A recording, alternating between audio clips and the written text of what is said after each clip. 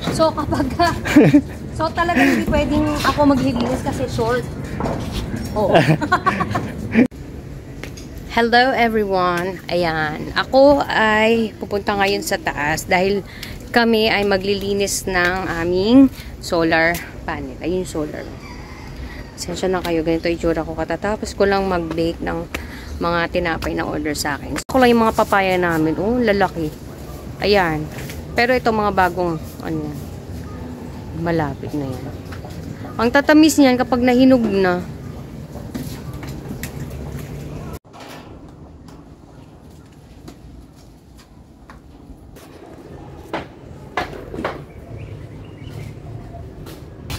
Teka, baba mo nga na eh. Baka pwede na ito. Tingnan na natin. Wala namang buo, ano dyan eh, nakatubig? Walang? Wala nakatubig. Eh, teka nga, tingnan natin. Wala naman.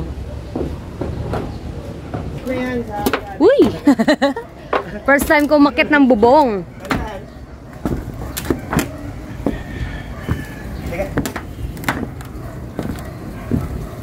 Ayan ang sitwasyon ng ating solar. Ewan ko kung clear ba. Ayan, clear. Makikita nyo, oh. May mga dumi. Although sa malayo, mukhang malinis siya. Pero, ayan.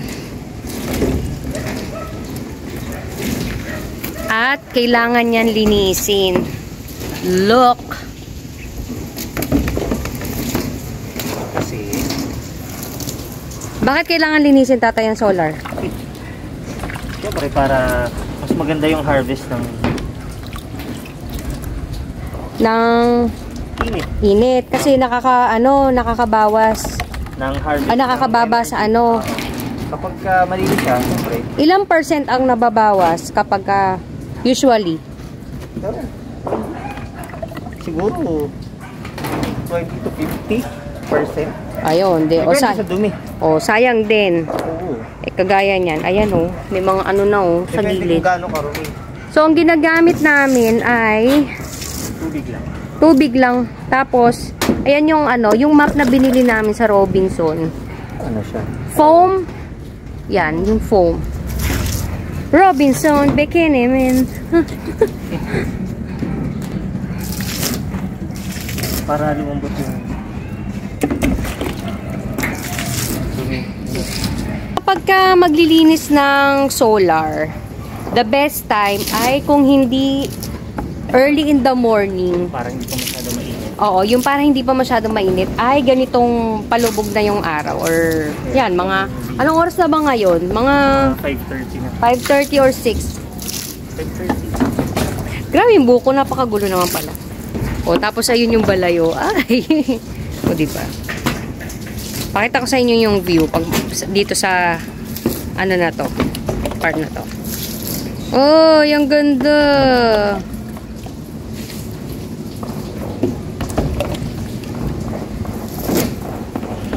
Shoot. Anong city to?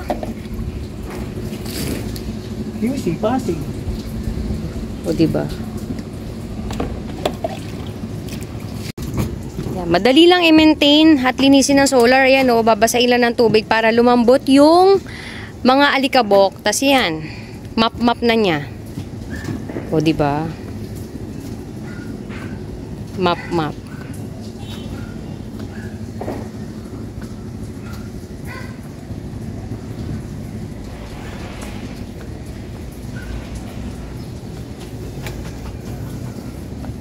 Kasi bukod sa alikabok, ayan o, kagaya niyan, parang mga ano na to eh. Ano ba to? Dumi ng ibon? Parang no? Pwede. Oo. Parang dumi ng ibon. Ayan. And show. Dirty. Gano'n mga ng tubig mo. Gaganon ako ng tubig. Uy, guy. Sabuyan na. Sasabuyan ko ng tubig. Chugub. Okay. Thank you. Ikem. Handahan. So kapag so talaga hindi pwedeng ako maglilinis kasi short. Oh.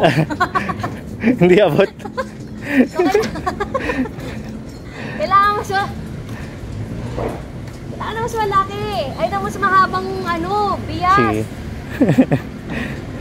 Wala nang tripod. Oh, hindi pwede. Ikaw talaga. Okay, sige. Pwede yun sa... isa sa may bibigay kong tip kapag maglilinis ng solar, dapat mahaba yung bias nyo. Hindi pwede yung short. Hindi abot. Unless, umikot doon. Eh, ayoko, delikado. Ikot ka din doon. O, siya na lang kasi gamay niya naman tong bubong. Ako, ngayon lang ako umakyat dito. Kinakabahan pa ako. Ikot ko kayo. Mababa lang naman yung tatak. Wow. Ayun yung aming tangke ng tubig. Yan. Maganda may tangke kasi kagaya nung ano, na naka-receive ako ng text sa Manila Water na mawawalan ng tubig. Binigay nila yung time na mawawalan ng tubig. So kami, minake sure namin na nakaipon doon. Pati nag-ipon na rin kami sa aming mga container para sigurado, 'di ba? Syempre hindi natin sure kapag sinabi nilang 5 o'clock magkakaroon ng tubig, baka wala pa. So maganda rin talaga may tangke. Tapos, wait lang, papakita ko sa inyo yung space. Ayan. So yung space after nitong after niyan, eto, 'di ba? Meron pa yan 1 2 tapos dito 3 4.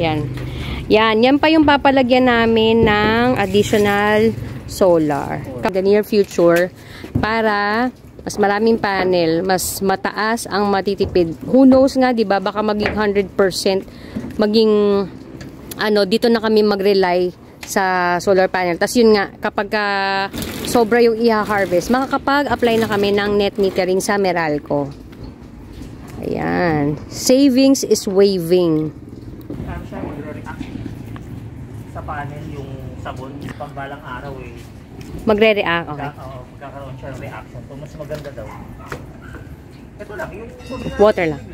Okay, kapag maglilinis kayo ng panel, iwasan yung gumamit ng sabon, detergent, or anything na may chemicals. Kasi baka possible itong mag-react doon sa panel.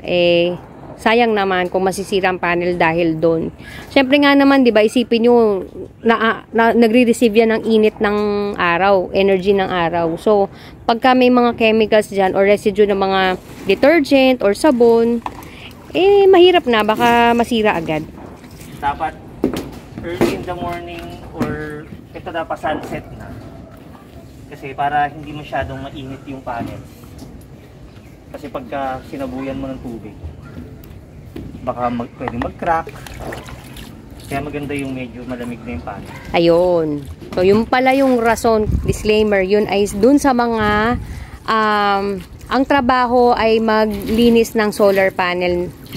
So, may mga ganun kasi, may mga services na pwedeng kunin or i-hire para maglinis ng solar panel. So, dahil kaya naman namin at meron naman kaming ganyang klase ng mop, meron naman din tubig, bakit pa? Dahil dyan, anong gagawin mo? Ay, okay.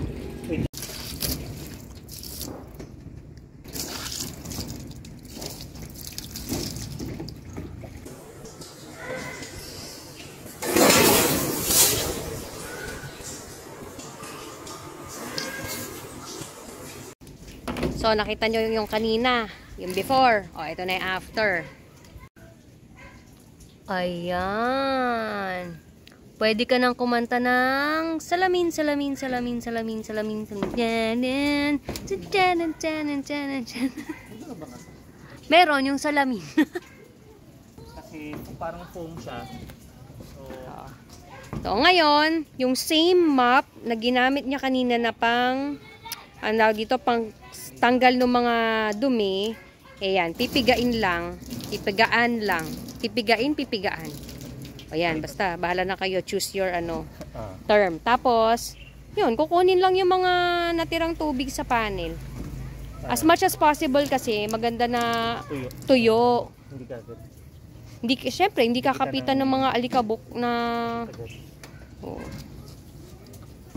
diba?